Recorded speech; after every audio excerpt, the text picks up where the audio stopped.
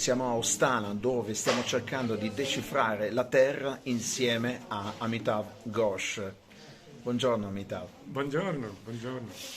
Come è nato questo progetto? Come ha accolto questo invito della cooperativa Viso a Viso? I think about 4 or 5 months ago, Andrea wrote to me and described the whole project. Actually, he has some connections with one of my translators, Norman Gobetti, who lives in Torino. And I receive invitations all the time, a lot of invitations, too many, but I don't accept very many. But this one was really interesting to me because I'm very interested in grassroots initiatives, especially cooperatives, collective groups. I really believe that it's these grassroots initiatives that can create resilience, And considering how deeply disrupted the world has become because of climate change, but also because of many other things like biodiversity loss, etc. I think it's very important to follow up on these grassroots initiatives. So that's why I accepted.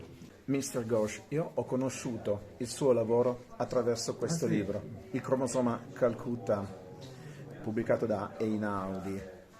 Da questo romanzo il regista italiano Gabriele Salvatores realizzò Nirvana, un film che parlava di un prossimo futuro. Nel suo lavoro, Amitav Ghosh, si parla di visione futuro, si parla spesso di futuro e si cercano delle possibili chiavi per comprendere il futuro. Questo è una parte importante del suo lavoro. Come vede il futuro, partendo ad esempio da laboratori di idee come quello di Ostana? This book was written a long time ago, almost 30 years ago now. But science fiction is usually written in relation to the future. Mm-hmm. My book, this book, as well as these 2 other books that you have here, on the other hand, are both rooted in history. So they draw upon history to illuminate or to explain, if you like, what is happening today.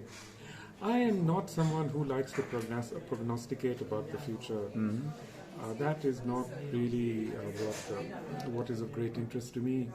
Because, whenever you see these prognostications of the future, almost always they're like projections of power, And I mean, there's such a clear element of colonialism in so many scientific, science fictional imaginings of the future.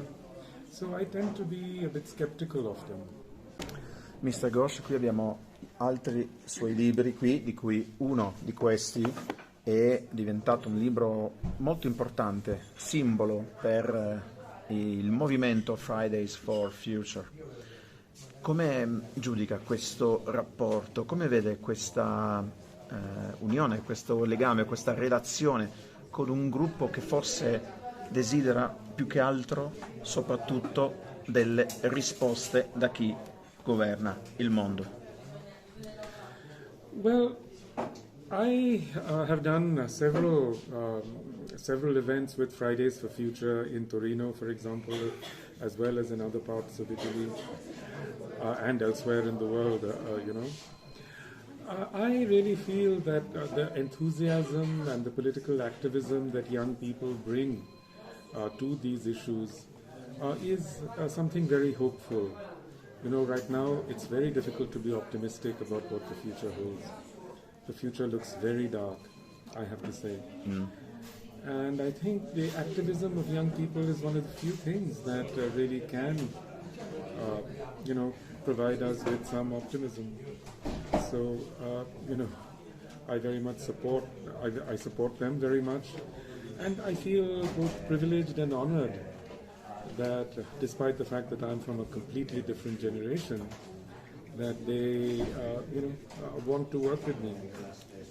Qui dietro di noi ci sono delle fotografie meravigliose che che parlano di un'epoca in Italia, in queste valli, negli anni 70 del secolo breve, come lo chiamava Eric Osborne, il Novecento. Queste persone che arrivano dalla terra, contadini, avevano una grande coscienza della biodiversità, che è uno dei temi di Decifrare la Terra, di questo evento Viso a Ostana. Ecco, quindi questa coscienza in realtà è già presente in noi, forse è più presente probabilmente in coloro che più semplicemente hanno le mani nella terra rispetto a coloro che dovrebbero governarci, secondo lei? Well, as you can see from these pictures, the pictures they show very ordinary people. You know, ordinary people who lived on the land, who made their living from the land. Often they didn't know how to write or read, but they knew how to read the land, which is a very important skill. And as you say, they had a great concern for biodiversity, and they also maintained the biodiversity of the land. I think that's an idea that we have forgotten, and not just in Italy, but around the world. But most of all in places, I have to say, that are within the European Union. Because the European Union has pushed a certain model of development which just completely cuts people away from the land, which promotes, very industrialized kinds of food. Today I went for a long walk in these mountains, and I saw the same thing that I see today in wild parts of India, formerly wild parts of India. Very few birds, you see very few signs of animal life. Fortunately here there does seem to be at least a very rich insect life. But all the rest has just disappeared. So, at this point, how do we sustain biodiversity? It's very hard to say because, the politicians who run the world, in Italy and elsewhere, most of them are from some sort of elite class. They've gone through some sort of elite education. They're from cities. They usually have no understanding of rural life. What they try to push is basically they're trying to push a model of urban life upon rural people. I was shocked and disappointed to discover now there are no contadini left, in this region. It seems to me so sad. Spesso nella narrazione, nei media, si parla di Fridays For Future, giovani, ecologisti e il resto del mondo. Questo crea un muro, quando in realtà non dovrebbe esserci un muro. Dovremmo capire tutte e tutti, everybody, che siamo tutti insieme sullo stesso pianeta.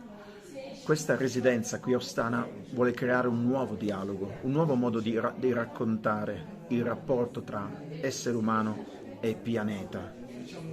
Che cosa dovrebbe servire, secondo lei? Che cosa manca nel buttare questo muro per abbattere queste definizioni tra persone da una parte e persone dall'altra, quando in realtà siamo insieme, siamo una sola cosa? You're quite right. There is an absolute wall between, how shall I say, people who are concerned about the environment, and, especially activists, and the rest of society.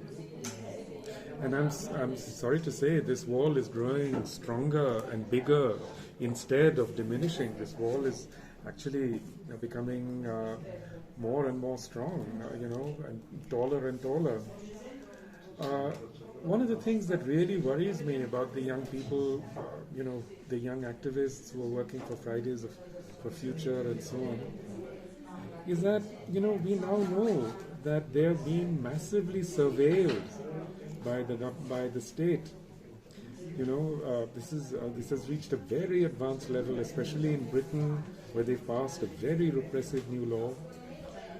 So I really worry about these young activists because their names are now going on to, government records of various kinds, which will make it hard for them to have careers of certain kinds.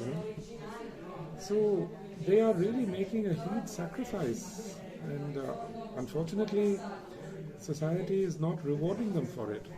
È la paura che alza i muri, secondo lei? No, what makes this wall taller and taller is indifference. People think, look, really everybody knows that the environment is changing in drastic ways. But everybody believes that someone else will be hurt, someone else will be injured, someone else will be... and this is the great delusion because it's not true. When there were those terrible floods in Germany, I think it was a couple of years ago, I remember seeing a woman saying, "Oh, my whole house was swept away." But we never thought such things could happen in Germany. We always thought they would happen far away.